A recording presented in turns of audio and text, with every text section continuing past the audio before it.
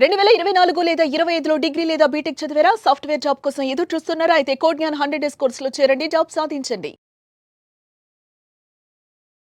Welcome to Suman TV. Iran Israel మధ్య భీకరమైన దాడులు కొనసాగుతున్నాయి. ఈ నేపథ్యంలో ఇజ్రాయెల్ అమెరికాని బంకర్ బస్టర్ బాంబ్ కావాలని కోరినట్టుగా తెలుస్తోంది. మరి ఈ బంకర్ బాంబ్ అంటే ఏంటి? మనతో పాటు ఉన్నారు V V Rao garu, ex army officer. V V Rao garu, నమస్తే సార్. నమస్తే. ఓకే సార్, అమెరికాని బంకర్ బస్టర్ బాంబ్ ఇజ్రాయెల్ కోరినట్టుగా తెలుస్తోంది. అసలు ఫస్ట్ ఆఫ్ ఆల్ ఈ బంకర్ బస్టర్ బాంబ్ అంటే ఏంటి? జనరల్గా ఇప్పుడు మనం యుద్ధంలో స్మాల్ ఆర్మ్స్ అంటే రైఫిల్ లోంచి, పిస్టల్ లోంచి, కార్బైన్ లోంచి, మెషిన్ గన్స్ లోంచి ఫైర్ చేసేది కాకుండా ఆర్టిలరీ షెల్స్ లోంచి కూడా ఫైర్ చేస్తాం. ఈ ఆర్టిలరీ షెల్స్ లోంచి ఫైర్ చేసేటప్పుడు జనరల్ గా మనం ఇండియాలో కూడా బంకర్ పైన 2-3 అడుగులు మట్టి వేస్తాం. దానివల్ల ఏంటంటే ఆ బాంబు దాని మీద పడినా కానీ లోపల ఏం డ్యామేజ్ అవ్వకుండా. సో దీన్నే ఇప్పుడు మట్టి కాకుండా సిమెంట్ కూడా వేయచ్చు. కొన్ని సాలిడ్ బంకర్స్ లో సిమెంట్ కూడా ఉంటుంది. అలాగే ఇరాన్ ఏం చేసిందంటే వాళ్ళ న్యూక్లియర్ సెంట్రిఫ్యూజెస్ ఏవైతే ఉన్నాయో అంతకుముందు ఎప్పుడో ఇజ్రాయెల్ చేసిన అటాక్ ని గుర్తుపెట్టుకుని దాదాపు 80 మీటర్ల లోతు భూమిలోకి వెళ్ళి అక్కడ వాళ్ళు ఫ్యాక్టరీ పెట్టుకున్నారు, centrifuges factories, especially 2 prominent locations.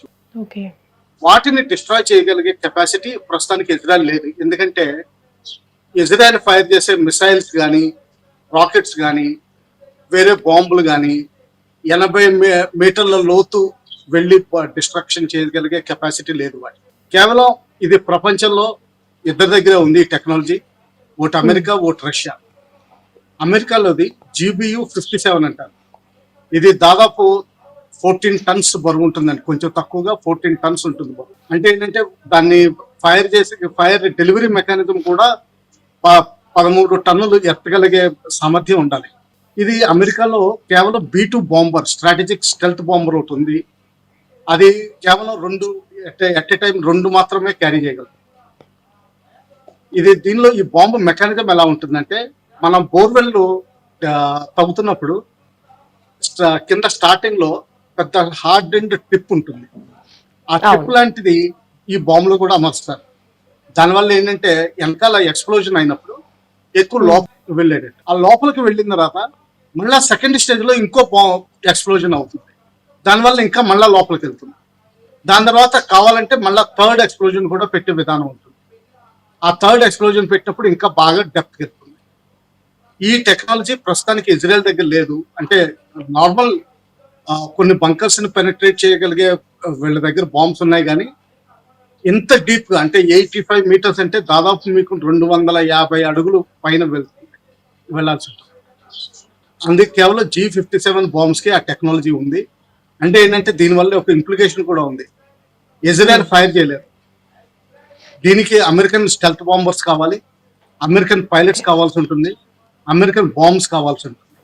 Especially ఫార్తో and ఇంకొక దాని పక్కనే ఇంకా టెహరాన్కి నార్త్ వెస్ట్ లో ఉన్న ఒక రియాక్టర్. ఈ 2 రియాక్టర్స్ దగ్గర 85 మీటర్ల లోతు ఉండడంతో, కొండల్లోకి మలచడంతో ఈ బాంబులు వాడే అవకాశం ఉంది, వాడాల్సి వస్తుంది ఒకవేళ డిస్ట్రక్షన్ చేయాలి. ఈ బంకర్ బస్టర్ బాంబ్ అనేది 13,000 కేజీలు ఉంటుందని తెలుస్తోంది. ఒకవేళ ఈ బంకర్ బస్టర్ బాంబ్ ని ప్రయోగిస్తే గనక అది ఎన్ని కిలోమీటర్స్ వరకు ఉంటుంది? నష్ట తీవ్రత ఎలా ఉంటుంది? నష్టం వైడ్ ఏరియా అవదండి, లోపలికి ఇదే డీప్ పెనిట్రేషన్, దాని ఆ బోరింగ్ వెల్ అయినట్టు లోపలికి వెళ్ళిపోతుంది. దీనివల్ల డ్యామేజ్ ఎక్కువ ఉండదు. కానీ ఒకటే ఏంటంటే ఇది బంకర్స్ మీద, ఇప్పుడు ఎస్పెషల్లీ న్యూక్లియర్ రియాక్టర్స్ మీద కానీ అటువంటి వాటి మీద వాడినప్పుడు కేవలం ఒక బాంబు సరిపోదు, కనీసం కొన్ని 6 డజన్లు వాడాల్సి ఉంటుంది. న్యూక్లియర్ బాంబ్ దీన్ని ప్రయోగించడం వల్ల నాశనం అయిపోతుంది అంటారా? న్యూక్లియర్ బాంబు నాశనం అవుతుంది, దీనివల్ల నాశనం అవుతుంది. ఎందుకంటే న్యూక్లియర్ బాంబు పేల్చే, దానికి స్టోర్ చేసే విధానం వేరు, దాన్ని పేల్చే విధానం వేరు.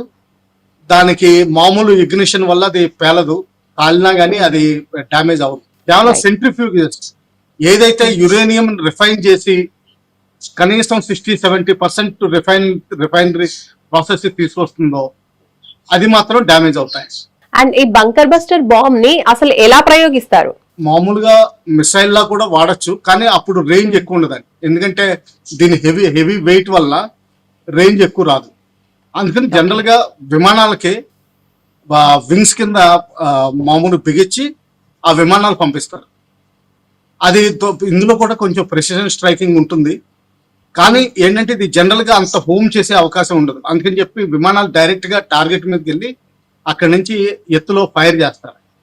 అది ఫైర్ చేసినప్పుడు ఒక యాంగిల్లో వెళ్ళినా కానీ దాని మీద బంకర్ మీద పడి స్ట్రైట్ అయ్యి అప్పుడు డీప్ పెనిట్రేషన్ చేస్తుంది. ఇది GBU 57 అన్న ఈ మోడల్ ప్రూవెన్ టెక్నాలజీ తోటి దాదాపు 200 అడుగులు అంటే 66 to 67 మీటర్స్ పెనిట్రేట్ చేయగలదు. ఇది అంతకుముందు ప్రూవ్ అయింది కూడా. అంటే ఈ బంకర్ బస్టర్ బాంబ్ ని అమెరికాని కోరడం అంటే ఉద్దేశం ఏమనుకోవచ్చు? ఇరాన్ అధ్యక్షుడిని చంపడానికే ఈ ప్రయత్నం చేస్తున్నారు అనుకోవచ్చా? అది అనుకోలేము, ఎందుకంటే ఆయన కూడా బంకర్లోనే ఉండుంటారు. కానీ ఆయన అంత డీప్ 85 మీటర్స్ లోపలికి వెళ్ళడం అంటే మీకు అక్కడ ఆక్సిజన్ ప్రెషరైజేషన్ ఇది కావాల్సి ఉంటుంది. ఆయన బహుశా 20-25 మీటర్స్ డెప్త్ లోనే ఉండుంటారు ఎక్కడ బంకర్స్ ఉన్నా కానీ. ఇది బేసికలీ వాళ్ళ న్యూక్లియర్ రియాక్టర్ అదే సెంట్రిఫ్యూజెస్ క్యాపబిలిటీ ఇప్పుడు ఇంకా 2 ప్లేసుల్లో ఏమాత్రం పెద్ద డ్యామేజ్ చేయలేకపోయారు. కేవలం ఎంట్రన్స్ డ్యామేజ్ చేశారు, కానీ ఒరిజినల్ సెంట్రిఫ్యూగల్ మెకానిజం అయితే ఎక్కడుందో అది డ్యామేజ్ చేయడానికి 85 మీటర్స్ డెప్త్ కావాల్సి వస్తుందని చెప్పి ఇప్పుడు ప్రస్తుతం అంచనా. అలాగే ఇరాన్ ఇంకోటి ఏం చేసిందంటే వీళ్ళ నార్థన్ ప్రాంతంలో చాలా కొండలు ఉన్నాయి. ఆ కొండల్లోకి ఈ రియాక్టర్ వీటిని తీసుకెళ్లారు, ఈ చేసే సెంట్రిఫ్యూజెస్ ఏం చేస్తాయంటే మామూలుగా మనం మెటల్ ని స్మెల్ట్ చేసి అందులోంచి మంచి ఓర్ని బయటికి తీసుకొచ్చినట్టు రిఫైనింగ్ చేసినట్టు యురేనియం ఉన్న ముడి పదార్థాన్ని తీసుకుని దాన్ని తిప్పడం ద్వారా అందుకనే సెంట్రిఫ్యూగల్ ఫోర్స్ అన్నది వస్తుంది. ఆ సెంట్రిఫ్యూగల్ ఫోర్స్ ద్వారా యురేనియాన్ని రిఫైన్ చేస్తుంది. 70% కనీసం రిఫైన్మెంట్ లేకపోతే అది అణుబాంబుకి పనిచేయదు. ఐడియల్ గా 90% ఉండాలి, కానీ కనీసం 70% ఉండాలి. సో ఇప్పుడు ఇజ్రాయెల్ అడిగినట్టుగా అమెరికా బంకర్ బస్టర్ బాంబు ఇస్తుందంటారా? అసలు ఇరాన్ అండ్ ఇజ్రాయెల్ మధ్యన యుద్ధం కొనసాగే అవకాశం ఉందా, లేదంటే అమెరికా ప్రమేయం వల్ల ఆగిపోయే పరిస్థితులు ఏమైనా ఉన్నాయా? ప్రస్తుతానికి ఈ రోజు మార్నింగ్ న్యూస్ ప్రకారం ఇంకా వాళ్ళు వార్నింగ్ ఇచ్చి ఆయోతల్లాని మేము రక్షిస్తున్నాం, మీరు ఎక్కడున్నారో మాకు తెలుసును, మిమ్మల్ని అసాసినేట్ చేయడం మాకు పెద్ద కష్టమేం కాదు, మాకు చాలా ఈజీ, అన్ని ప్లాన్స్ ఉన్నాయి అని భయపెట్టి ఎలాగోలాని వాళ్ళ చేత అగ్రిమెంట్ తీసుకోవాలని చూస్తున్నారు. అటువంటి పరిస్థితుల్లో ఇజ్రాయెల్కి ఇచ్చే పరిస్థితి లేనేలేదు. ఒకవేళ ఇజ్రాయెల్కి ఇచ్చినా కానీ ఇజ్రాయెల్కి ఆ డెలివరీ మెకానిజం లేదు. ఆ డెలివరీ మెకానిజం కూడా అమెరికా నుంచే రావాలి. అది B-2 స్టెల్త్ బాంబరే చేయగలదు. ఆ B-2 స్టెల్త్ బాంబర్స్ ఇజ్రాయెల్ దగ్గర లేవు. నాటో ఫోర్సెస్ దగ్గర కూడా వేరే వాళ్ళ దగ్గర పెట్టరు, వాళ్ళు కేవలం అమెరికానే వాడుతుంది. ఆ బాంబర్స్ ప్రస్తుతానికి వాళ్ళు మిడిల్ ఈస్ట్ లో ప్లేస్ చేసి కూర్చున్నారు. బహుశా సైప్రస్ లోను వీటిలో టర్కీలోను ఉన్నాయి అవి. ఆ వాటి మీద బిగించి వాడాల్సి ఉంటుంది, అమెరికన్సే వాడాల్సి ఉంటుంది. అప్పుడు అమెరికా యుద్ధంలోకి డైరెక్ట్ గా దిగినట్టే లెక్క ఉంటుంది.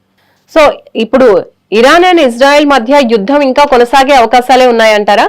తప్పనిసరిగా, ఎందుకంటే ఇరాన్ అన్నది పర్షియా చాలా ఓల్డ్ సివిలైజేషన్. ఓల్డ్ సివిలైజేషన్స్ ఏంటంటే నేషనలిస్టిక్ యాటిట్యూడ్ ఎక్కువ ఉంటుంది. లోపల ఎన్ని విభేదాలు ఉన్నా కానీ బయట వాళ్ళకి మాత్రం ఒక యూనిఫైడ్ ఫ్రంట్ పెట్టగలుగుతారు.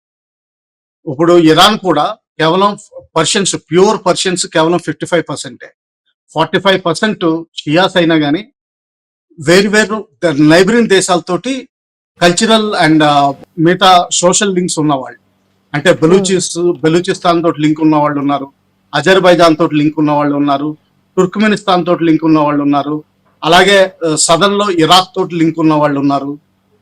ఇలాగా 7, 6, 8 దేశాలతోటి లింక్ ఉన్న వాళ్ళు ఉన్నారు. కానీ వాళ్ళు యునైటెడ్ ఫ్రంట్ పెడతారు, వాళ్ళకి ఇది తీవ్రంగా రెసిస్ట్ చేస్తారు. కానీ వాళ్ళకి combined might of USA and Israel combined might కి లొంగిపోక తప్పదు. కానీ వాళ్ళు, నేను అనుకోవడం ఏంటంటే ఓల్డ్ సివిలైజేషన్ కాబట్టి చాలా దీర్ఘమైన పోరాటం చేయాలని చూస్తారు. Right, thank you sir. Bunker buster bomb గురించి తెలియజేసినందుకు థ్యాంక్ యూ.